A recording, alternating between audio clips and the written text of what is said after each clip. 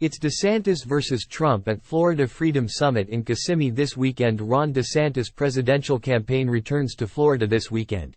But it's not shaping up to be a happy homecoming as the governor continues to fall further behind Republican frontrunner Donald Trump.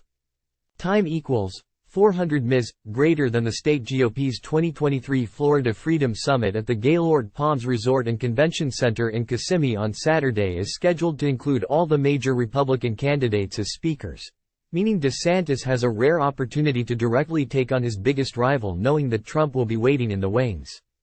Time equals 400 ms. greater than, but the event comes as DeSantis continues to flounder in the polls, especially in Iowa, where he has focused his campaign seeking an early upset.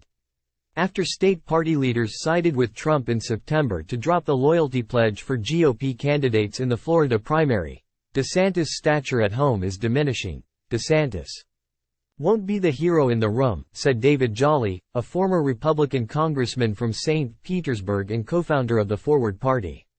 That's an unusual feeling for the Florida governor. But Donald Trump is the pick of Republicans, and that includes Florida Republicans. And Ron DeSantis knows that. Whether he's accepted that or not, it's just a matter of time. Time equals 400 ms. greater than Iowa, the site of the first presidential caucus in January, was supposed to be DeSantis' best hope heading into 2024. But a Des Moines Register, NBC News, Mediacom poll released Monday showed 43% of likely Republican caucus voters in Iowa backed Trump as their first choice, an increase from his 42% showing in August.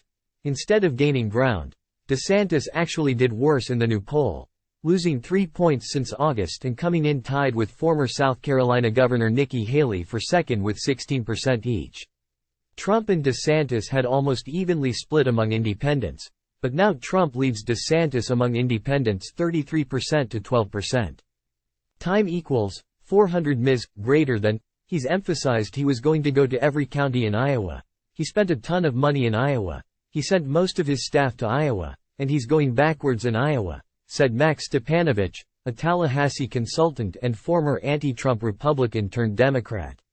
It's almost imponderable that someone could begin with such high name recognition, such high hopes, and so much money and just perform so badly. Haley has gained 10 points since August, leading the DeSantis campaign to see her as their biggest rival. The Boston Globe reported that the super PAC backing DeSantis, Never Back Down, is now targeting Haley more than Trump. He was going to be everybody's second choice, Stepanovich said of DeSantis. Should Trump falter, he was going to be the guy. And it looks like, no, should Trump falter, Nikki Haley may be the gal. After months of holding his fire on Trump, DeSantis had started to become more critical this summer. And this week, the Florida governor has turned up the heat. The DeSantis War Room on X, formerly Twitter, launched a Trump accident tracker to mock Trump's verbal miscues, claiming the 77-year-old lacks the stamina to be president.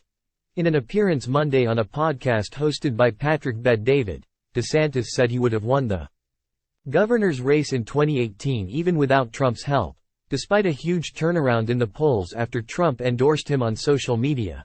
DeSantis noted he won re-election 4 years later by a much larger margin even after Trump attacked me 3 days before the election. There's no reason you should have been out there taking pot shots at me or anybody in Florida, he said of Trump. And of course, he's trashed Florida repeatedly. But he's not held accountable for anything. There's a strain of people, for whom, he can go out and say whatever he wants, and somehow, that's fine. He also said his most famous campaign ad from 2018, in which he repeated Trump slogans and quotes while reading to his children, was only done to get as much free media as possible. Trump campaign spokesperson Stephen Chung told Politico that DeSantis was trying to rewrite history with his comments and that DeSantis needs to check himself into a mental institution. Time equals 400 ms. greater than. On Tuesday, DeSantis told conservative host Hugh Hewitt that he didn't think Trump could beat President Joe Biden. I think he energizes the Democrats more than anybody, DeSantis said. You could have Jack Kennedy come back and show up, and he wouldn't energize the Democrats as much as Trump does. The DeSantis campaign did not return a request for further comment. With his campaign in the shape it is, Political analysts were stumped at what DeSantis should do at the summit to try to boost his chances. J. Miles Coleman, associate editor of Sabato's Crystal Ball at the University of Virginia Center for Politics, said DeSantis has to weigh whether he wants to increase his attacks on Trump in a venue likely full of Trump supporters. Just in terms of the optics, of possibly getting booed in your home state, Coleman said. Time equals 400 ms. Greater than in addition, the candidates won't be on stage at the same time on Saturday, instead making appearances throughout the day. Trump is scheduled to be the final speaker, hours after DeSantis, so he will likely have the last word. Coleman said Trump, who has repeatedly belittled DeSantis for months, would have no problem firing back at DeSantis by getting personal. If pokes the bear with Trump, it seems like Trump does have ammunition to hit back, he said. So I would say that's a risk for sure. Stepanovich agreed that there was no real benefit of going after Trump before a Florida audience. Time equals 400 ms. Greater than. I don't think he helps himself by continually demonstrating his weakness in Florida, Stepanovich said, citing Republicans such as State Representative Randy Fine and State Senator Joe Gruters becoming vocal critics of the governor. Legislators are finally finding enough courage to do it, Stepanovich said. And I think he ought to be careful about demonstrating how not popular he is with the Republican base. Joyly said DeSantis and other candidates will soon have to make the same decision former Vice President Mike Pence had to make when he suspended his campaign last week.